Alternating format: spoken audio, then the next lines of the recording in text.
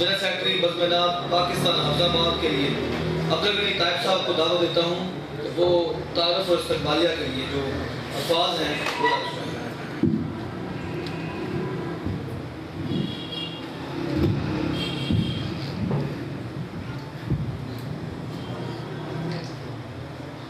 نحمده ونصلي ونسلم على رسوله الكريم اما بعد فاعوذ بالله من الشیطان الرجیم بسم اللہ الرحمن الرحیم۔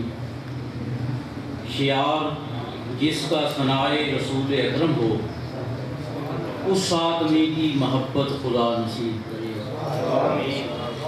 بزمینات پاکستان حافظ آباد مقامی شعراء، ادباء اور ثناءخوانان دربار رسالت مآب صلی اللہ علیہ وآلہ وسلم کی واحد نمائندہ تنظیم ہے، جس کے معزز اراکین ایک عرصہ سے اپنی زبان فیض ترجمان اور اپنے قلم والا حشم سے اپنے آقا و مولا مقصود کائنات فخر موجودات حضرت محمد مصطفیٰ صلی اللہ علیہ وآلہ وسلم کی بارگاہ عظمت پناہ میں عقیدت و محبت کے جلاؤ میں مدحت و توصیف اور نعت و ثناء کے نذرانے پیش کرنے کی سعادت حاصل کر رہے ہیں۔ ای سعادت بزور بازو نیست تا نہ بخشن خدائے بخشندہ۔ حضرات گرامی، نعت گوئی ایک بیش بہا سعادت اور نعمت عظمیٰ ہے۔ یہ اساس دین بھی ہے اور جان ایمان بھی۔ نعت قلب و ذہن کی تطہیر اور خدا و رسول صلی اللہ علیہ وآلہ وسلم کی رضا و خوشنودی کے حصول کا بہترین ذریعہ ہے۔ ممدوح کائنات فخر موجودات صلی اللہ علیہ وآلہ وسلم نے نعت کو حضرت حسان بن ثابت رضی اللہ تعالیٰ عنہ سے اپنی مدحت سن کر ان کے لیے نہ صرف اپنی چادر مبارک بچھائی بلکہ دعا فرمائی، اللہم ایدہ بروح القدس، اے پروردگار روح الامین حضرت جبرائیل امین کے ذریعے ان کی مدد فرما۔ حضرات گرامی، ثناء خوان رسول یا نعت نگار ہونا بہت بڑا اعزاز ہے۔ خالق کائنات کے بعد اس کے پیارے حبیب کریم علیہ الصلاۃ والتسلیم کا ذکر تمام تر خصوصی عبادتوں کی جان ہے۔ اگر اللہ تعالیٰ نے شعر کہنے کی صلاحیت بخشی ہے تو نعت گوئی کی طرف خصوصی توجہ دیں۔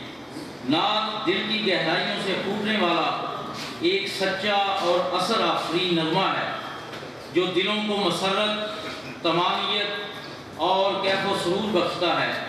اور یہ حقیقت ہے کہ جب تک قلب و ذہن جذبہ عشق رسول صلی اللہ علیہ وسلم سے سرشار نہ ہو، نعت کی توفیق ہی نہیں ملتی۔ یہ اللہ تعالیٰ کا فضل و احسان ہے کہ آج ہر قلم نعت کہنے کی تمنا کر رہا ہے۔ آج کے شاعر کو اگر نعت گوئی کی توفیق عطا ہو جائے تو یہ توفیق ادب کی تطہیر ہی نہیں بلکہ معاشرے کی تنویر بھی بن جائے گی۔ نتیجہ یہ ہوگا کہ بے سروپا تعلیوں، بے جا مبالغوں اور بے لگام جذبات کی جگہ ایک ایسی مقصدیت لے لے گی جسے نظریے اور تحریک دونوں کا تقدس حاصل ہوگا۔ اور مقام شکر ہے کہ آج شعر و سخن کی دنیا اسی منزل کی طرف گامزن ہے۔ ذکر ان کا ہے تو ہر لب کا مقدر بن جائے، یاد ان کی ہے تو سینوں میں اتر کر چمکے۔ جناب والا، بزمینات پاکستان حافظ آباد ایک عرصے سے فروغ نعت کے لیے کوشاں ہے اور اس کا ہر کارکن عشق مصطفیٰ صلی اللہ علیہ وسلم سے سرشار مدحت و توصیف مصطفیٰ صلی اللہ علیہ وسلم کی ترویج و اشاعت کے لیے سرگرم عمل ہے۔ ماہانہ نعتیہ مشاعرے، سیمائی کری نعتیہ مشاعرے، سالانہ نعتیہ مشاعرے، کتب نعتیہ کتب اور مشاعروں کی رپورٹس کی اشاعت کا تسلسل بزم نعت کا طرح امتیاز ہے۔